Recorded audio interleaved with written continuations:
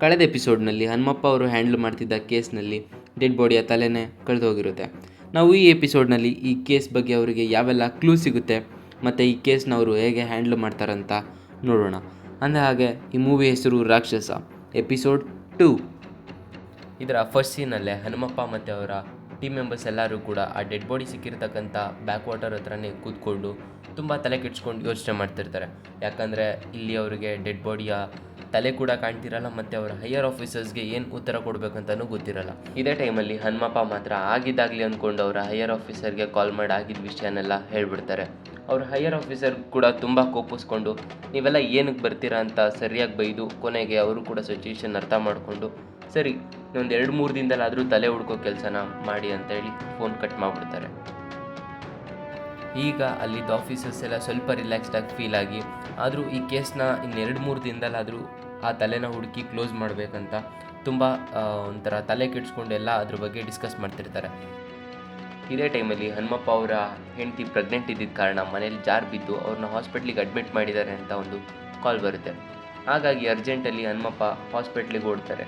ಅಲ್ಲೋಗಿ ನೋಡಿದ್ರೆ ಹನುಮಪ್ಪ ಅವ್ರ ಹೆಂಡತಿ ಅವ್ರ ಮೇಲೆ ತುಂಬ ಸಿಟ್ಟು ಮಾಡ್ಕೊಂಡಿರ್ತಾರೆ.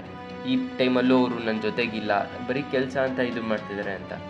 ಬಟ್ ನಮ್ಮ ಕಿಲಾಡಿ ಹನುಮಪ್ಪ ಮಾತ್ರ ಎಲ್ಲ ಬ್ಯಾಕಪ್ ರೆಡಿ ಮಾಡ್ಕೊಂಡಿರ್ತಾರೆ. ಅವ್ರಿಗೆ ಅಲ್ಲೋಗಿ ಹೂವು ಕೊಟ್ಟು ಸೀರೆ ಕೊಟ್ಟು ಎಲ್ಲ ಸಮಾಧಾನ ಮಾಡಿಬಿಡ್ತಾರೆ. ನೆಕ್ಸ್ಟ್ ಡೇ ನರ್ಸ್ ಬಂದು ಹನುಮಂತಪ್ಪ ಹತ್ರ ನಿಮ್ಮ ಹೆಂಡತಿ ಸಿಚುವೇಶನ್ ಸ್ವಲ್ಪ ಸೀರಿಯಸ್ ಆಗಿದೆ, ಹಾಗಾಗಿ ಆಪ್ರೇಷನ್ ಮಾಡಿ ಮಗು ಹೊರಗೆ ತೆಗಿಬೇಕು, ನೀವು ಆದಷ್ಟು ಬೇಗ ಬಿಲ್ ಪೇ ಮಾಡಿ ಅಂತಾರೆ. ಹಾಗಾಗಿ ಹನುಮಪ್ಪ ಅವರ ಕಾರ್ಡ್ ಕೊಟ್ಟು ಇದರಲ್ಲಿರೋ ಅಷ್ಟು ಹಣ ತಗೊಂಬ ಅಂತ ಹೇಳಿ ಕಳಿಸ್ತಾರೆ. ಇದ್ರ ಮಧ್ಯೆ ಹನುಮಪ್ಪ ಮತ್ತು ಅವರ ಹೆಂಡತಿ ಓಡೋಗಿ ಮದುವೆ ಆಗಿರ್ತಾರೆ. ಹಾಗಾಗಿ ಅವರ ಹೆಂಡತಿ ಅಪ್ಪ ಅಮ್ಮ ಮತ್ತು ಹನುಮಂತಪ್ಪ ಇಬ್ಬರು ಮಾತಾಡ್ತಿರೋದಿಲ್ಲ. ಇವಾಗಲೇ ಹುಡುಗಿ ಅಪ್ಪ ಅಮ್ಮ ಬಿಲ್ ಕಟ್ಟೋಕೆ ಹೋಗ್ತಾರೆ. ಆದರೆ ಹನುಮಪ್ಪ ಮಾತ್ರ ಕೋಪದಿಂದ ಎಲ್ಲರ ಮುಂದೆ ಏನು ಬೇಡ ನಾನೇ ಕಟ್ತೀನಿ ಅಂತ ಜೋರಾಗಿ ಹೇಳ್ಬಿಡ್ತಾರೆ. ಇದೇ ಟೈಮಲ್ಲಿ DGP ಅವ್ರಿಗೆ ಈ ತಲೆ ಮಿಸ್ಸಿಂಗ್ ಕೇಸ್ ಬಗ್ಗೆ ಗೊತ್ತಾಗಿರುತ್ತೆ. ಹಾಗಾಗಿ ಅವರು ಹನುಮಪ್ಪನಿಗೆ ಕಾಲ್ ಮಾಡಿ ನಿನ್ನ ಹತ್ರ ಎಷ್ಟು ದುಡ್ಡಿದೆಯೋ ಅಷ್ಟು ಪೂರ್ತಿ ತೊಗೊಂಬ, ಇಲ್ಲಿ ಪೋಸ್ಟ್ ಮಾರ್ಟಮ್ ಡಾಕ್ಟರ್ದು ಬಾಯಿ ಮುಚ್ಚಿಸ್ಬೇಕು ಅಂತ ಅಂತಾರೆ. ಇವಾಗ ಹನುಮಪ್ಪನಿಗೆ ಅಡ್ಗತ್ರಿ ಮಧ್ಯೆ ಸಿಗಾಕೊಂಡಂಗೆ ಆಗ್ಬಿಟ್ಟಿರುತ್ತೆ. ಆದರೂ ಹನುಮಪ್ಪ ಅವರ ಅತ್ತೆ ಮಾವನ ಮುಂದೆ ಬಂದು ತಲೆ ತಗ್ಸಿ ನೀವೇ ಕಟ್ಟಿ ಅಂತ ಹೇಳಿ ಹೊರಟೋಗ್ತಾರೆ. ನೆಕ್ಸ್ಟ್ ಸೀನಲ್ಲಿ ಹನುಮಪ್ಪ ತಂದ ಅರ್ಧ ದುಡ್ಡನ್ನ ಅವ್ರ ಸೀನಿಯರ್ ಆಫೀಸರ್ಸ್ ಇಟ್ಕೊಂಡು ಮಿಕ್ಕಿದ ಕಾಸನ್ನ ಡಾಕ್ಟರ್ಗೆ ಕೊಡೋಕೆ ಹೇಳ್ತಾರೆ.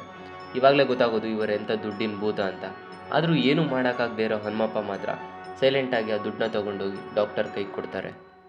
ಆ ಹಾಸ್ಪಿಟ್ಲಿಂದ ಹನುಮಪ್ಪ ವಾಪಸ್ ಬರಬೇಕಾದ್ರೆ ಆ ಬ್ರಿಡ್ಜ್ ಹತ್ರ ಅದೇ ಹೋದ ಎಪಿಸೋಡಲ್ಲಿ ತನ್ನ ಗಂಡ ಮಿಸ್ಸಿಂಗ್ ಅಂತ ಒಂದು ಮಹಿಳೆ ಕಂಪ್ಲೇಂಟ್ ಕೊಟ್ಟಿರ್ತಾರಲ್ಲ, ಅವ್ರು ಸಿಗ್ತಾರೆ.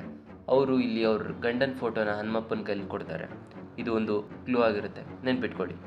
ನೆಕ್ಸ್ಟ್ ಸೀನಲ್ಲಿ ಹನುಮಪ್ಪನಿಗೆ ಒಂದು ಹೆಣ್ಮಗು ಹುಟ್ಟಿರುತ್ತೆ, ಅದನ್ನು ತೋರಿಸ್ತಾರೆ. ಇದಾದಮೇಲೆ ಆ ಕೇಸಲ್ಲಿ ಹನುಮಪ್ಪನಿಗೆ ಇನ್ನೊಂದು ಕ್ಲೂ ಸಿಗುತ್ತೆ. ಅದೇನಂತ ಅಂದರೆ ಆ ಶವ ಸಿಕ್ಕ ಜಾಗದಲ್ಲೇ ಒಂದು ಊತಿದ್ದಂಥ ಹತಾರ ಸಿಗುತ್ತೆ. ಇಲ್ಲಿ ಬೀರ ಈ ಹತಾರ ಕುಂಬಾರರು ಬೆಳೆಸೋ ಗಡಿಗೆ ಅಂತ ಹೇಳ್ತಾನೆ. ಇವಾಗಲೇ ಪೊಲೀಸವ್ರಿಗೆ ದಿನ ನಡೀತಿದ್ದಂಥ ಕುಂಬಾರ ಹಬ್ಬ ನೆನಪಾಗುತ್ತೆ ಮತ್ತು ಕೇಸ್ ಸ್ವಲ್ಪ ಕುಂಬಾರರ ಕಡೆ ಡೈವರ್ಟ್ ಆಗುತ್ತೆ. ನೆಕ್ಸ್ಟ್ ಡೇ ಪೊಲೀಸವರೆಲ್ಲ ನಡೀತಿದ್ದಂಥ ಕುಂಬಾರರ ಜಾತ್ರೆಗೆ ಹೋಗ್ತಾರೆ. ಅಲ್ಲಿ ಒಬ್ಬ ವ್ಯಕ್ತಿನ ನೋಟಿಸ್ ಮಾಡ್ತಾರೆ. ಅವನು ಹಿಂದಿನ ದಿನ ಹಾಸ್ಪಿಟ್ಲಲ್ಲಿ ಈ ಪೊಲೀಸವ್ರ ಸುತ್ತಮುತ್ತನೇ ಓಡಾಡೋದು ಈ ಥರ ಮಾಡ್ತಿರ್ತಾನೆ. ಮತ್ತು ಈ ಪೊಲೀಸವ್ರನ್ನ ನೋಟಿಸ್ ಮಾಡಿದ್ರಿಂದ ಅವ್ನು ಗಾಬರಿಯಾಗಿ ಓಡೋಗಕ್ಕೆ ಹೋಗ್ತಾನೆ. ಆ ಓಡೋಗ್ಬೇಕಾದ್ರೆ ಅವ್ನ ಕಾಲಿಗೆ ಗಾಯ ಕೂಡ ಆಗುತ್ತೆ. ಇದನ್ನು ಕೂಡ ಒಬ್ಬ ಪೊಲೀಸ್ ನೋಟಿಸ್ ಮಾಡಿರ್ತಾನೆ. ಹಾಗಾಗಿ ಅವನ ಮೇಲೆ ಸ್ವಲ್ಪ ಡೌಟ್ ಬಂದು ಅವರು ಈ ವ್ಯಕ್ತಿನ ಹಿಡ್ಕೋತಾರೆ. ನೆಕ್ಸ್ಟ್ ಸೀನಲ್ಲಿ ಎಲ್ಲರೂ ಕೂಡ ಹೊಳೆ ಪೂಜೆಗೆ ಅಂತ ಹೋಗ್ತಾರೆ. ಅಲ್ಲಿ ಒಬ್ಬ ವ್ಯಕ್ತಿ ಮಾತ್ರ ಹೊಳೆ ಪೂಜೆಗೆ ಅಂತ ನೀರೊಳಗಡೆ ಇಳಿತಾನೆ. ಅವ್ನ ಕಾಲಿಗೇನೋ ತಾಗ್ತಿದೆ ಅಂತ ಏನು ಅಂತ ನೋಡೋಕೆ ಹೋದರೆ ಅವ್ನು ಗಾಬರಿನೇ ಆಗೋಗ್ತಾನೆ. ಯಾಕಂತ ಅಂದರೆ ಅದು ಯಾವುದೋ ಒಬ್ಬ ಮನುಷ್ಯನ ಕಟ್ಟಾಗಿರುವಂಥ ಕೈ ಪೀಸ್ ಆಗಿರುತ್ತೆ. ಆವಾಗಲೇ ಅವ್ನು ನೋಟಿಸ್ ಮಾಡ್ತಾನೆ, ಅವ್ನ ಸುತ್ತಮುತ್ತನೇ ಆ ಮೊಸಳೆ ಕೂಡ ಸುತ್ತಾಡ್ತಾ ಇರುತ್ತೆ. ಆದರೆ ಇಲ್ಲಿ ಮಾತ್ರ ಆ ಮೊಸಳೆ ಅವನಿಗೆ ಏನೂ ಮಾಡ್ದೇನೆ ಸುಮ್ಮನೆ ಅದರ ಪಾಡಿಗೆ ಅದು ವಾಪಸ್ ಹೋಗ್ಬಿಡುತ್ತೆ. ಈ ಕೇಸ್ನ ಸಾಲ್ವ್ ಮಾಡೋಕ್ಕೆ ಸಿಕ್ಕಿರೋ ಕೈ ಒಂದು ದೊಡ್ಡ ಕ್ಲೂ ಆಗಿರುತ್ತೆ. ಹಾಗಾದರೆ ಕೊಳ್ತೋಗಿರೋ ಆ ಡೆಡ್ ಬಾಡಿಗೂ ಸಿಕ್ಕಿರೋ ಈ ಕೈಗೂ ಏನು ಸಂಬಂಧ, ನಮ್ಮ ಹೀರೋ ಇದನ್ನು ಹೇಗೆಲ್ಲ ಸಾಲ್ವ್ ಮಾಡ್ತಾರೆ ಅನ್ನೋದನ್ನ ನಾವು ನೆಕ್ಸ್ಟ್ ಎಪಿಸೋಡಲ್ಲಿ ನೋಡೋಣ. ಹಾಗೆ ಸಬ್ಸ್ಕ್ರೈಬ್ ಮಾಡೋದನ್ನ ಮಾತ್ರ ಮರಿಬೇಡಿ. Stay tuned.